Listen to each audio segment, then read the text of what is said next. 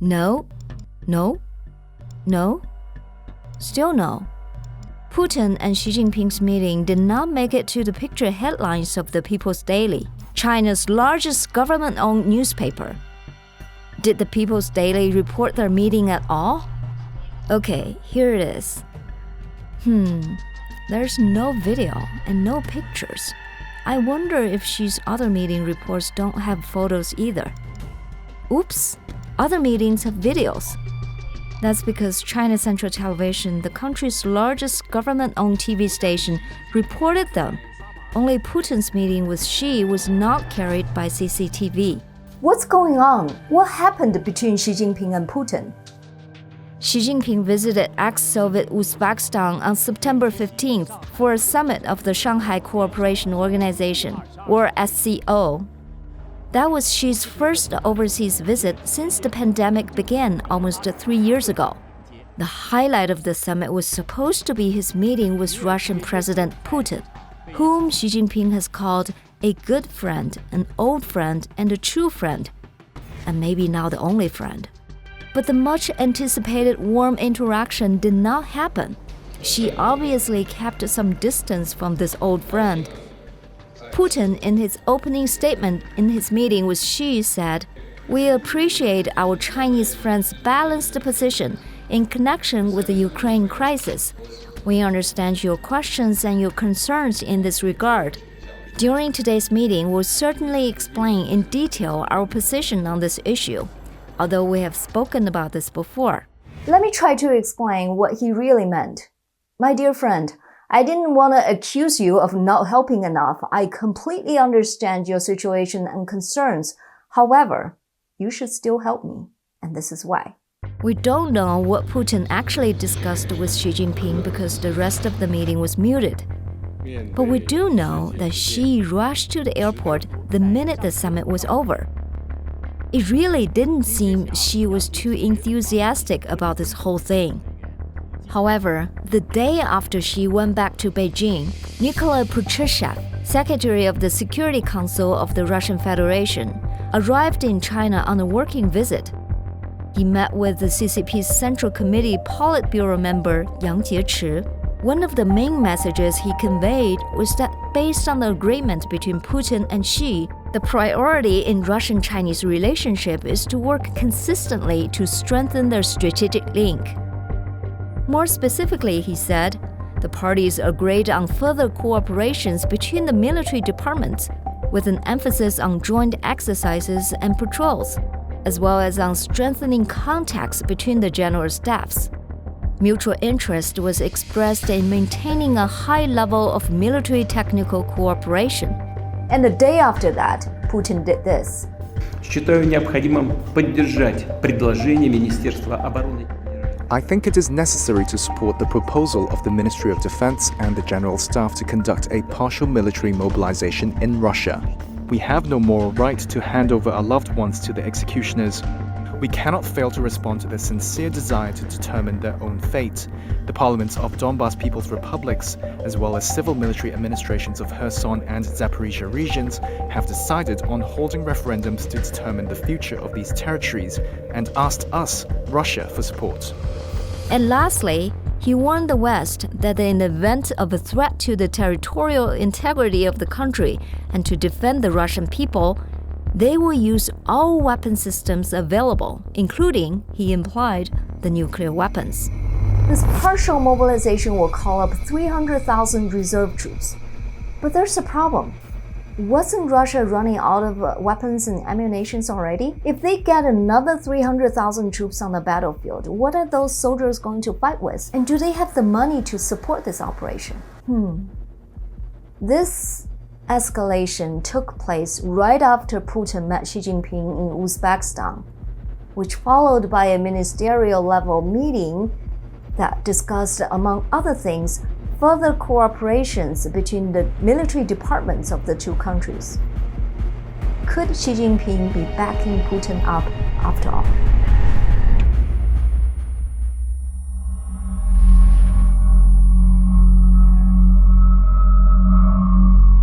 This guy is more important than Patrushev and Yang Jiechi combined, when it comes to China-Russian relationships because he is the number 3 guy in China. His name is Li Zhanshu, chairman of China's National People's Congress Standing Committee. By the way, China's People's Congress is not like the Congress in democratic countries. The representatives are not elected through a real democratic process, but rather are nominated by government officials. This doesn't mean the People's Congress does not have power. It does. It legislates just like Congress in America. Only the legislation reflects the will of the party leaders, not the Chinese people. Anyway, Li Zhanshu is the head of the People's Congress, and he also ranked 3rd in the party's Politburo Standing Committee, the top ruling body in China. Last but not least, he is a Xi Jinping confidant. Li Zhanshu went to Russia right before Putin and Xi Jinping's meeting at the summit of the Shanghai Cooperation Organization. He delivered a key message to his Russian counterpart that the strategic coordination between the two countries had reached an unprecedented level. According to Russia's State Duma, Li told Russian legislators that China understands and supports Russia on issues that represent its vital interest, in particular on the situation in Ukraine, and that China is providing its assistance. 涉及俄罗斯核心利益和一些重大关切问题上，中方也是对俄罗斯也是表示理解和充分的支持，现在的乌克兰问题，那么美国和北约直接逼到俄罗斯的家门口，涉及到俄罗斯的国家安全和人民的生命安全。那么在这种情况下，俄罗斯采取认为适合应当采取的一些措施，中方是表示理解，而且从不同的方面给予策应。The English word assistance doesn't reflect the exact meaning of 策应. 策应 is more than just assistance. It's support by coordinated action, most commonly used in the military context. Li Zhanshu's promise was not improvised. His choice of words must have been discussed and decided by the Politburo Standing Committee. Therefore, it represented the top Chinese leadership's decision, although they don't want to make it as public as the Russian media did. Li Zhanshu's mention of supporting Russia over the Ukrainian war was cut from the Chinese media's readout, just like the severe downgrade of the report on Xi's meeting with Putin. But why? Who is the Chinese Communist Party hiding this information from? The CCP hid this from its own people more than anyone else. Russia had just lost 6,000 square kilometers of occupied land in Ukraine. Forming an alliance with a loser is particularly sensitive for Xi Jinping now. The party's 20th National Congress will be held in October this year. Xi Jinping's top priority is to be elected smoothly into the position of General Secretary of the party for the 3rd time. Anything obstructing this goal will need to be eliminated. He seeks to be possibly entitled the People's Leader of China on the same footing as Mao Zedong at this conclave. He can't afford to be closely associated with someone who is incompetent and could potentially bring trouble to China. Public opinion could turn very negative, even with heavy-handed censorship. Xi does not lack opponents in China. They're watching carefully for loopholes in Xi to destroy him. Xi cannot give them that opportunity. He also didn't want to stir up more trouble for himself with America and the West right before the 20th National Congress. American sanctions could incur serious internal criticism against him. This is why he couldn't support Russia openly. But with Li Zhanshu's promise and Patrushev's follow-up trip to China, you can be sure that China's support to Russia will continue, if not increase. One area mentioned in Patrushev's statement is further cooperation between the two militaries with an emphasis on joint exercises and patrols. Why joint military exercises? A joint exercise could serve multiple purposes, and one of them could be this. If the exercise is conducted on the Sino-Russian border or in Russia, could China conveniently bring a large number of weapons to Russia? And after the exercise, What about leaving a portion of them for their Russian friends? This video was filmed by Russian citizens in Vladivostok a few weeks ago. A long fleet of Chinese military vehicles were seen driving in the city.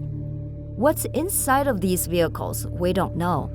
But we do know that starting from September 1st, Russia held a week-long military exercise at 7 firing ranges in Russia's Far East and the Sea of Japan, and involved more than 50,000 troops and over 5,000 weapon units, including 140 aircraft and 60 warships.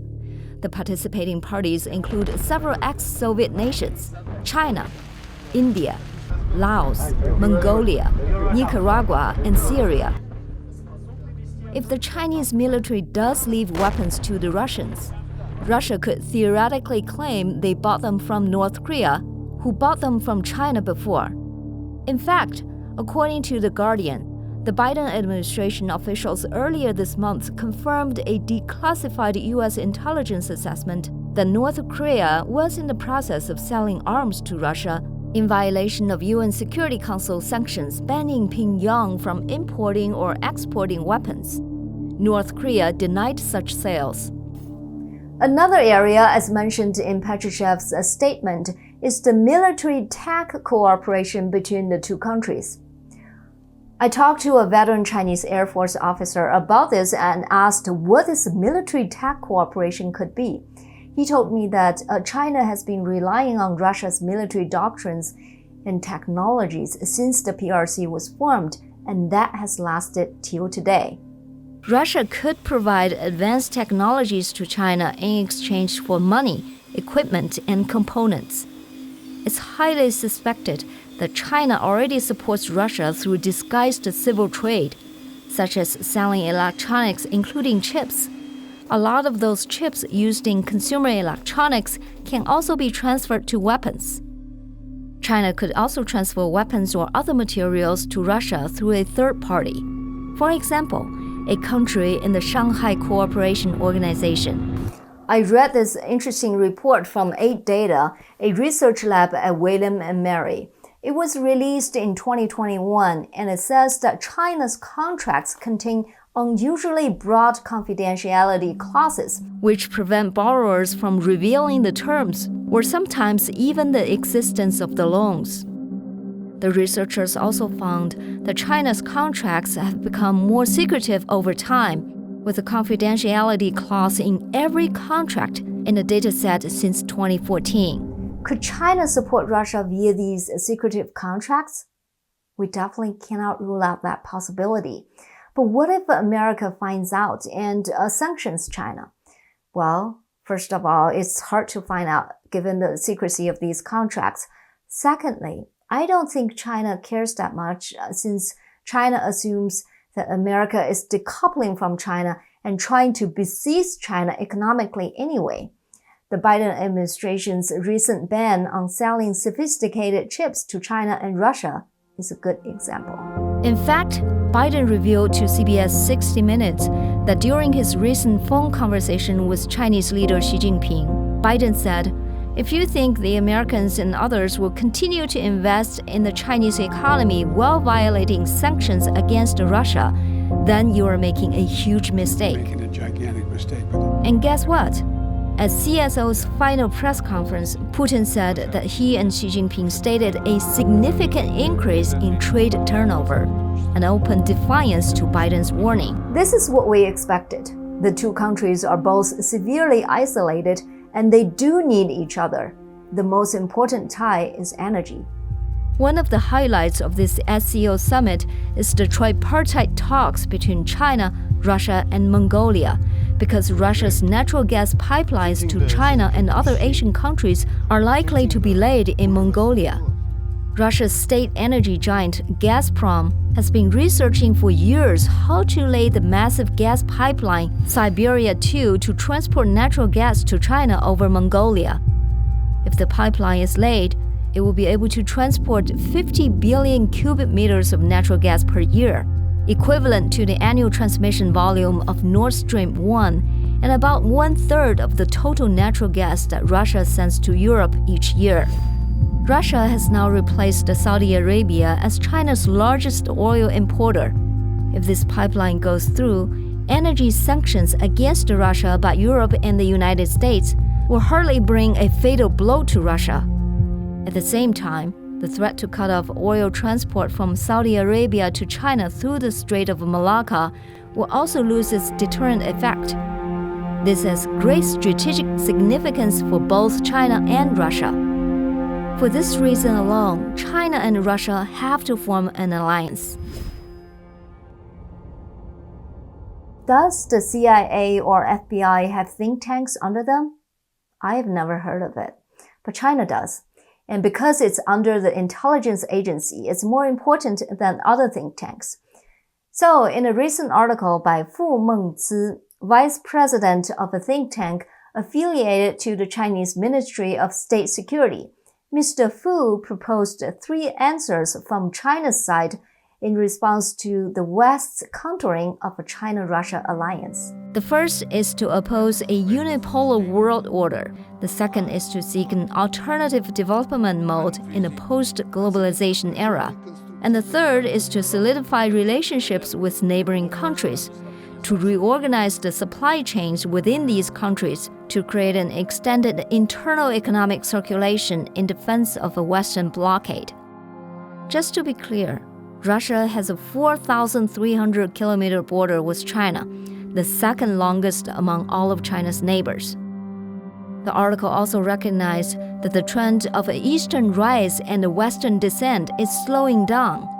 A stronger West and a weaker East will not be changed in the near future. Therefore, China should be prepared for a long haul. Xi Jinping probably looks beyond the Russian-Ukrainian war. He sees Russia as an indispensable piece in his united front against America and the West. Xi Jinping's Taiwan ambition also needs Russia's vocal and material support. Yes, China and Russia compete in Central Asia for leadership. China's Belt and Road Initiative intrudes into what Russia considers its strategic backyard. But China and Russia need each other more. It doesn't seem they have other choices now. They are literally each other's strongest support. Xi Jinping couldn't let Putin fall. The deeper Putin is in trouble, the more Xi Jinping has to help him, unfortunately.